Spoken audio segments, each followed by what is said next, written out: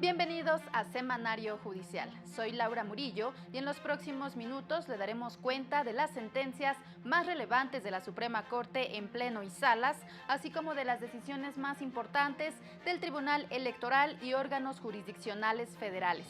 Saludo a mi compañera Eusiris Rostro, quien nos acompaña en la interpretación en lengua de señas mexicana. Comenzamos. La Corte determinó que es constitucional disposición que crea y define facultades del Tribunal de Disciplina Judicial de Veracruz. El ministro González Alcántara Carrancá advirtió que la autonomía universitaria puede verse afectada por limitaciones presupuestales o interferencias directas. Se publicó sentencia de la primera sala que declaró válido acuerdo que reconoce a la Defensoría Pública de Nuevo León como órgano auxiliar de la Judicatura Federal. Culminan cómputos de elección de integrantes de la Suprema Corte.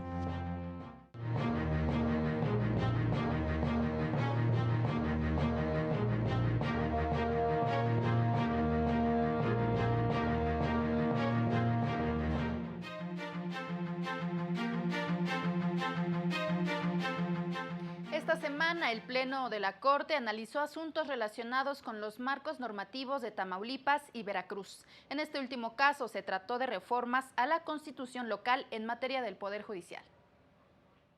El Pleno de la Corte analizó disposiciones de la reforma judicial en la Constitución de Veracruz. No alcanzó los votos para validar o invalidar el reemplazo de todas las personas juzgadoras en funciones para someterlas a elección popular. Por lo tanto, esas disposiciones seguirán vigentes.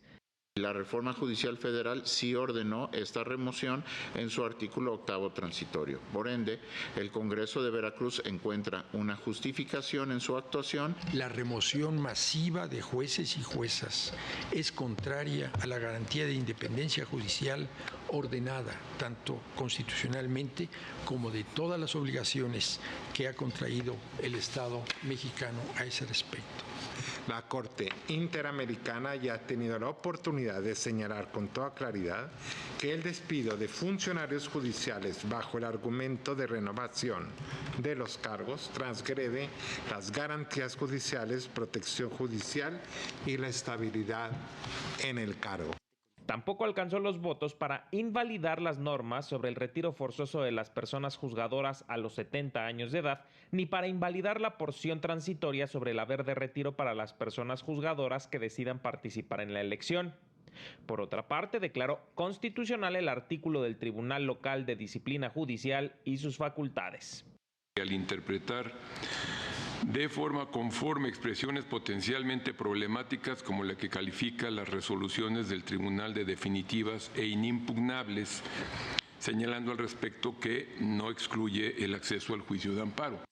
En otro asunto, el Pleno desestimó la acción respecto del artículo 134, numeral 11, inciso A de la Ley sobre la Organización y Funcionamiento Internos del Congreso de Tamaulipas por no alcanzar los votos para validar o invalidar la norma. Para el canal del Poder Judicial de la Federación, Mario López Peña. La Suprema Corte publicó la versión pública de la Declaratoria General de Inconstitucionalidad del artículo 496 del Código Federal de Procedimientos Civiles, disposición que obligaba a las personas que hubieran adquirido un bien en remate a obtener las escrituras antes de que pudiera tomar posesión de este, con lo que se expulsó del orden jurídico nacional la disposición que se estimaba era violatoria de derechos humanos. Esto con el fin de mantener su congruencia, evitar desigualdades y garantizar una administración de justicia pronta y expedita. El 22 de febrero de 2023, al resolver el amparo 340-2019, la primera sala declaró la inconstitucionalidad del mencionado artículo al considerar que la escrituración como requisito previo para la toma del bien rematado no era necesaria para que la adjudicación tuviera certeza y seguridad jurídica, así como publicidad. La declaratoria se realizó después de haber transcurrido el plazo de 90 días para que la autoridad emisora superara el problema de inconstitucionalidad, lo que no sucedió, motivo por el cual el Pleno de la Corte determinó que la norma debía invalidarse con efectos generales. Al participar en un foro sobre las defensorías universitarias, el ministro Juan Luis González Alcántara Carrancá aseguró que las instituciones de educación superior no solo forman profesionistas, sino también ciudadanía. Los derechos universitarios no son concesiones graciosas de la autoridad, sino expresiones normativas de una comunidad plural, crítica, respetuosa de la dignidad humana, que posibilita el pensamiento libre, la investigación sin censura, para que la participación estudiantil no sea un acto de audacia, sino un ejercicio legítimo. Así lo afirmó el ministro de la Suprema Corte de Justicia de la Nación, Juan Luis González Alcántara Carrancá, en la conferencia Derechos Universitarios en Evolución, en el marco de la celebración de los 40 años de la Defensoría de la UNAM, 20 años de la Defensoría del Instituto Politécnico Nacional, 10 años de la Defensoría de la UAM y 20 años de la Red de Organismos Defensores de los Derechos Universitarios. Esta universidad no solamente forma profesionistas, también forma a la ciudadanía, y no a cualquier ciudadanía, sino a una ciudadanía consciente, a una ciudadanía deliberante, a una ciudadanía inconforme ante la injusticia, pero comprometida con la construcción de lo público.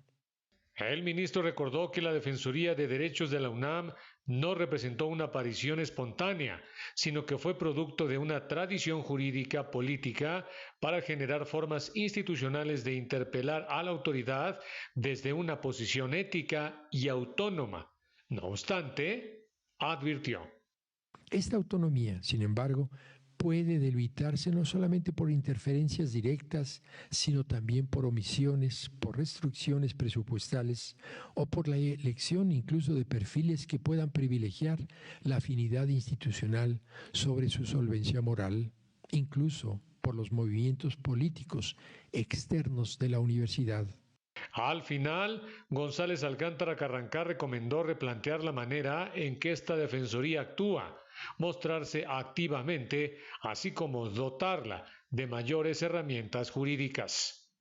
Para el canal del Poder Judicial de la Federación, Óscar González. En más temas, se publicó la sentencia de la primera sala en la controversia constitucional 276-2023, en la que declaró fundado pero improcedente el recurso promovido por el Poder Ejecutivo del Estado de Nuevo León, en el que pedía invalidar el acuerdo del Consejo de la Judicatura del Estado, que determinó la organización y funcionamiento del Instituto de la Defensoría Pública de la entidad como órgano auxiliar del Consejo. La sala explicó que el Ejecutivo local argumentó que es inválido el decreto por el que se reformó el artículo 17 de la Constitución del Estado y solo como vía de consecuencia el acuerdo y los oficios impugnados. Por estas razones declaró válido el acuerdo que determinó que la Defensoría Pública del Estado es un órgano auxiliar de la Judicatura local, así como los oficios por los que solicitaron a la directora de Administración del Instituto y al secretario de Finanzas del Estado transferir los recursos financieros, materiales y humanos para el adecuado funcionamiento de la Defensoría. La segunda sala de la Corte determinó que en los laudos puede condenarse al pago de diferencias salariales o pensionarias acotadas por un periodo que abarque hasta la fecha de cumplimiento del laudo. La sala argumentó que la Ley Federal del Trabajo y la Ley del Servicio Civil del Estado de Morelos no excluyen la posibilidad de reclamar prestaciones que se registran con posterioridad a la presentación de la demanda natural, sobre todo si ya se acreditó la procedencia de un derecho, como lo es el salario o la pensión, que sean pagados a la persona trabajadora o pensionada en un monto superior al que originalmente se hacía. Casos en los que ese derecho debe protegerse no solo hasta la fecha de la presentación de la demanda natural en sí misma, sino hasta que se cumpla con la resolución que obliga a pagar las diferencias. Lo anterior respetando la voluntad de las autoridades laborales de imponer las condiciones que estimen necesarias, así como de abrir el incidente de liquidación. Es momento de hacer una pausa.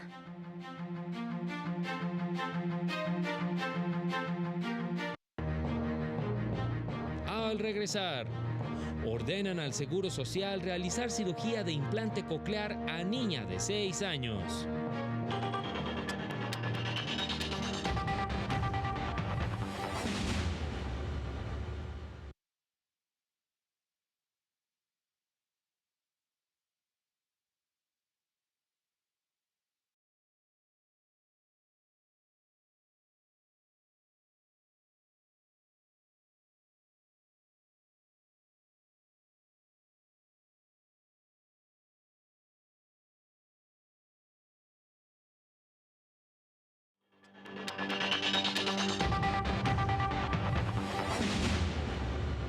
Continuamos en Semanario Judicial.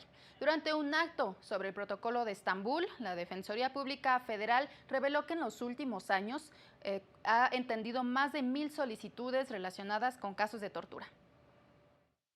La tortura no solo es una realidad, sino que su práctica ya está generalizada en México y además continúa en aumento, denunció Sofía de Robina, titular de la Secretaría Técnica de Combate a la Tortura del Instituto Federal de la Defensoría Pública, durante la presentación del Protocolo de Estambul en las estrategias de defensa del IFDP. Respecto a que la tortura sigue siendo generalizada prácticamente en todo el país, que ocurre prácticamente en todos los estados y por todas las corporaciones de seguridad. Gabriela Quintanilla, coordinadora del área de ciencias forenses del instituto, informó por su parte que en los últimos 4 años han recibido más de 1,000 solicitudes relacionadas a casos de tortura.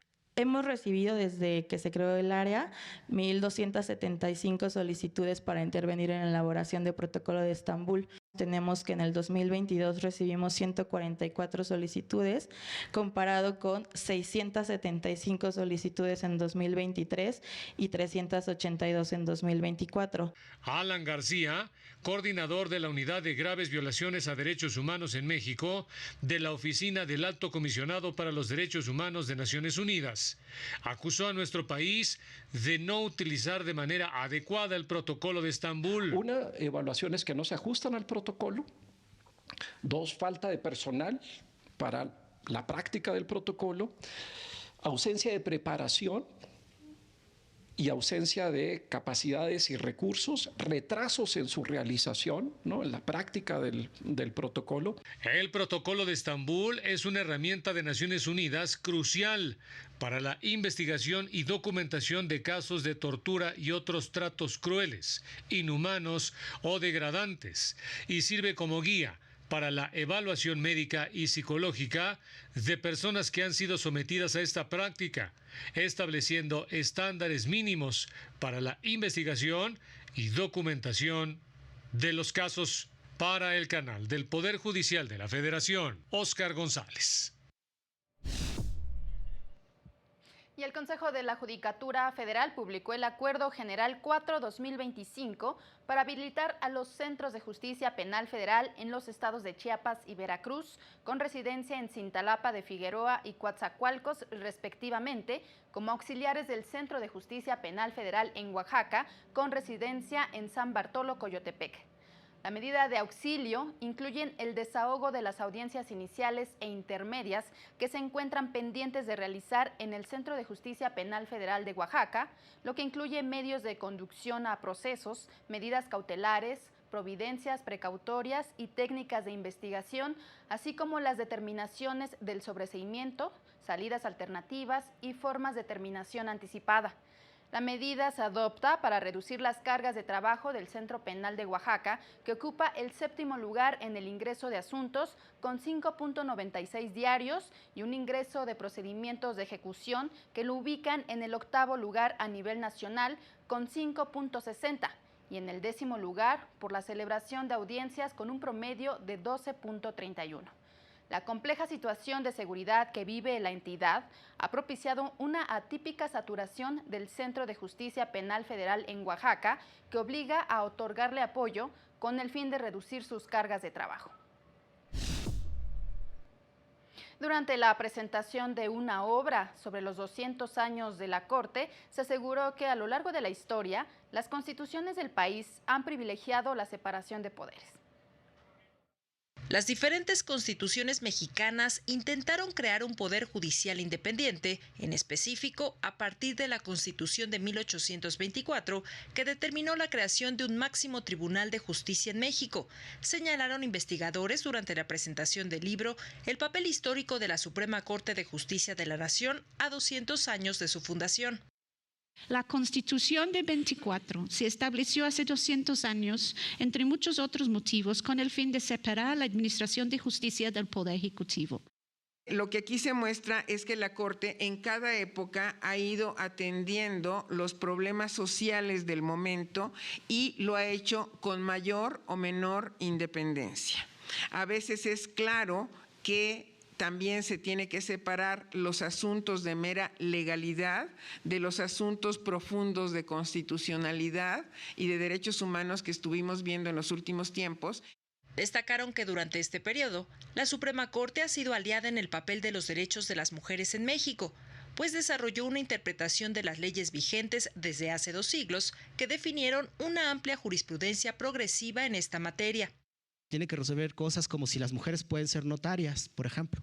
La ley de notariado decía que las mujeres no podían ser notarias y la Suprema Corte decretó que pese a que no tenían igualdad jurídica, porque la igualdad jurídica entre hombre y mujer se decreta hasta 1975-74, eso no impedía que tuvieran el derecho constitucional de dedicarse a lo que la Constitución señalaba que podían dedicarse, y eso no les impedía ser notarias. El libro El papel histórico de la Suprema Corte de Justicia de la Nación a 200 años de su fundación está disponible para su descarga gratuita en el sitio web del Centro de Estudios Constitucionales. Para el canal del Poder Judicial de la Federación, Lorena Sánchez Cabrera. El Juzgado Quinto de Distrito en materia administrativa, civil y de trabajo en el Estado de México concedió el amparo a una niña de 6 años con el fin de que el Seguro Social le brinde atención médica especializada y le practique una cirugía de implante coclear para evitar un deterioro grave e irreversible en su salud. Al resolver un amparo, el órgano jurisdiccional determinó que el Seguro Social había incurrido en omisión al no otorgarle atención especializada en audiología y cirugía de implantes cocleares en perjuicio del derecho a la salud de la niña. En la resolución se ordena al Seguro Social que de manera inmediata y sin dilación brinde la atención médica requerida, incluyendo servicios especializados, suministro de materiales médicos y la cirugía de implante coclear. Además, deberá continuar con el proceso de rehabilitación derivado de la cirugía, para lo cual, de ser necesario, la autoridad responsable podrá auxiliarse de la participación de otros hospitales y autoridades en materia de salud con el fin de que la menor quejosa se allegue de lo que necesita. En la sentencia se enfatiza la obligatoriedad de cumplir el fallo de manera inmediata ante la gravedad del caso y para garantizar la protección del derecho a la salud de la niña. Durante un foro en la Escuela Judicial se analizaron criterios de la Suprema Corte en materia de extradición. Los precedentes judiciales en México se han desarrollado para facilitar la extradición de personas a los estados que la requieren. Esto lo aseguró Isabel Montoya Ramos, investigadora del Centro de Estudios Constitucionales de la Suprema Corte de Justicia.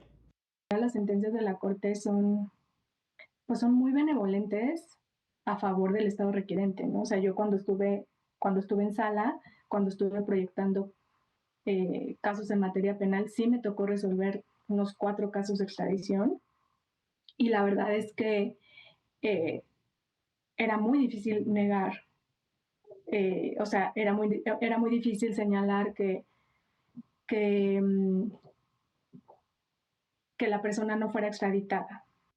Dentro del seminario virtual de actualización jurisprudencial abordó el caso de los 29 narcotraficantes enviados por el gobierno mexicano a Estados Unidos en febrero pasado.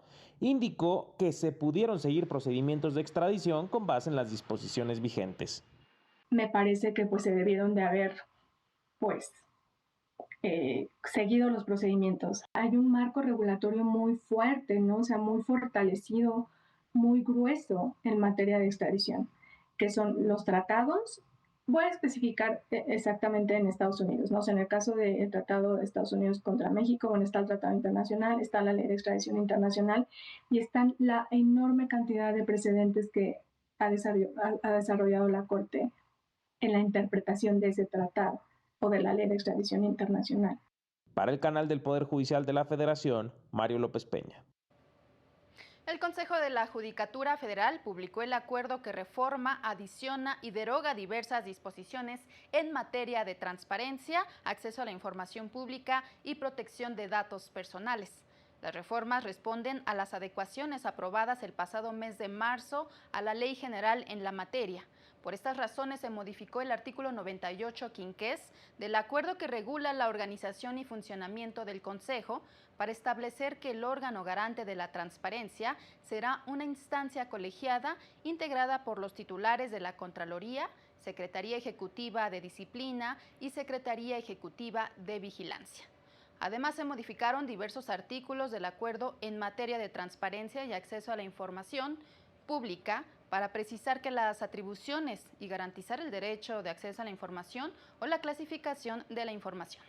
Define la manera en que sesionará el órgano garante de la transparencia, las facultades que tiene y la necesidad de crear un comité de apoyo. Además, prevé la creación de las figuras de la Secretaría y de Oficial de Protección de Datos Personales. Y en el semanario judicial de esta semana se publicaron 52 criterios de diversos órganos jurisdiccionales federales, de los cuales 32 corresponden a las salas de la Suprema Corte. La primera sala publicó 31 criterios, de ellos 29 son jurisprudencias y 2 tesis aisladas. Entre estas destacan las de los siguientes rubros: defensa adecuada en su vertiente material, directrices para determinar si este derecho ha sido violado, delito de feminicidio, su tipificación no viola el derecho a la igualdad y a la no discriminación, derecho a la salud mental infantil, contenido y alcances. Registro Estatal de Personas Morosas de Chihuahua es constitucional que se inscriba a quienes incumplen con esta obligación y fiscalías especializadas para la investigación y persecución del delito de tortura. Las entidades federativas y la Federación están obligadas a crearlas para combatir los índices de impunidad. La segunda sala publicó una jurisprudencia de rubro incidente de inejecución de sentencia. La parte quejosa puede promoverlo ante la actitud contumaz de la autoridad responsable. De plenos regionales se publicaron 3 criterios, una jurisprudencia y 2 tesis aisladas, mientras que de tribunales colegiados se publicaron 17 tesis aisladas. Vamos a una pausa y continuamos con más noticias. Más adelante, Barra Mexicana de Abogados confía que la próxima integración de la Corte actúe con apego a derecho.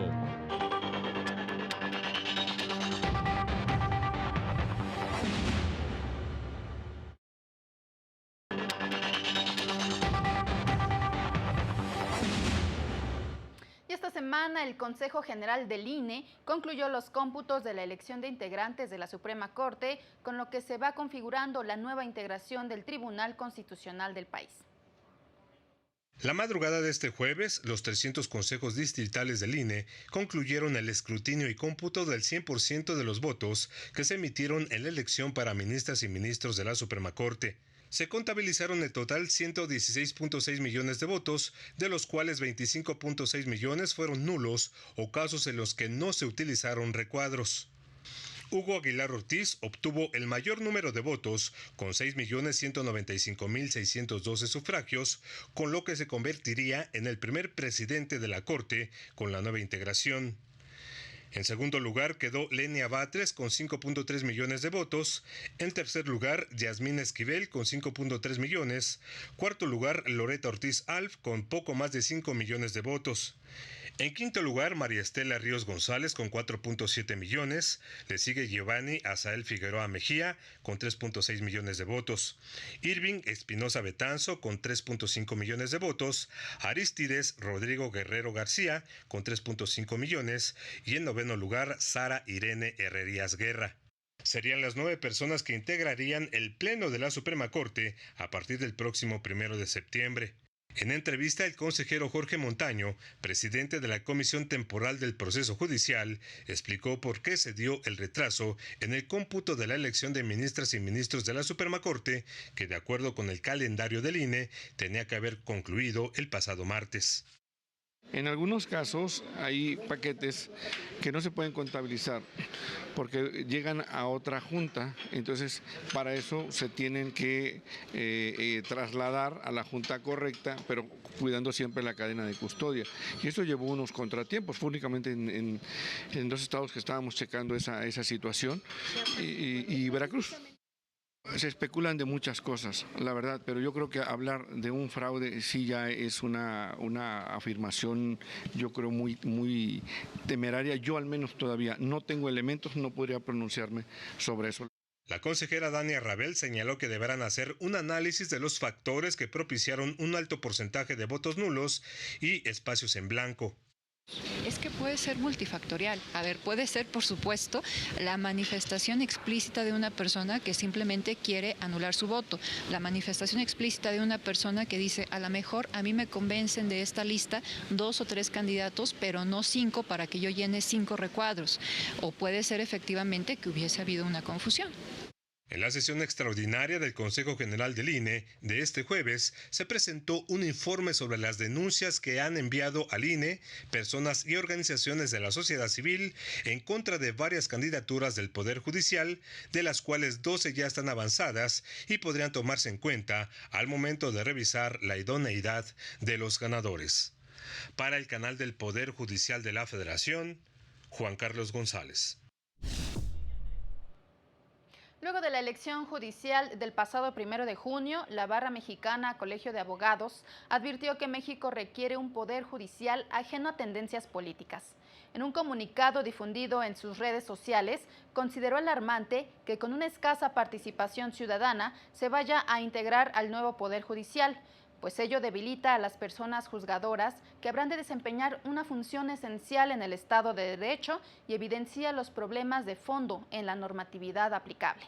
Ante las nuevas condiciones en que operará el Poder Judicial, el Colegio de Abogados hizo un exhorto para que el proceder de las personas juzgadoras que entrarán en funciones en menos de 90 días se guíe por los principios de autonomía, independencia, honestidad y objetividad.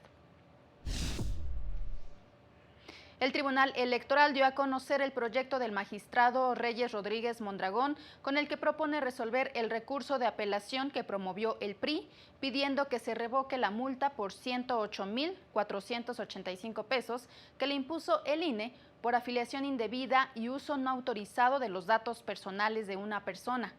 El PRI argumentó que se violó el principio de presunción de inocencia, pues correspondía al denunciante y no al partido demostrar que su afiliación fue indebida.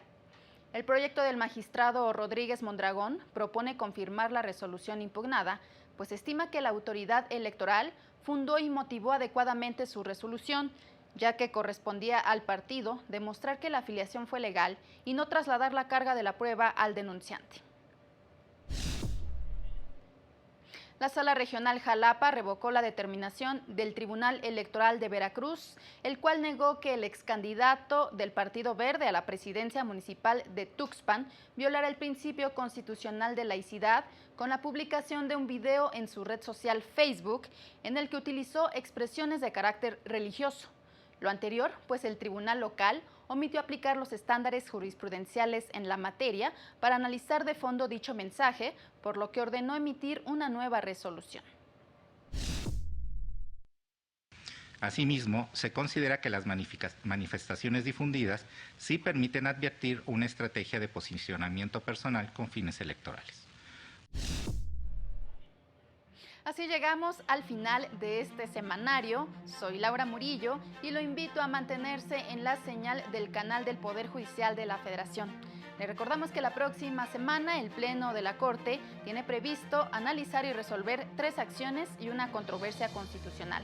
Recursos en los que se pide invalidar disposiciones del Código Familiar de Morelos, de la Ley Federal de Austeridad Republicana, de la Ley de Justicia Cívica de Michoacán y de la Ley de Pensiones y otros beneficios sociales para los trabajadores de la educación pública del Estado de Coahuila.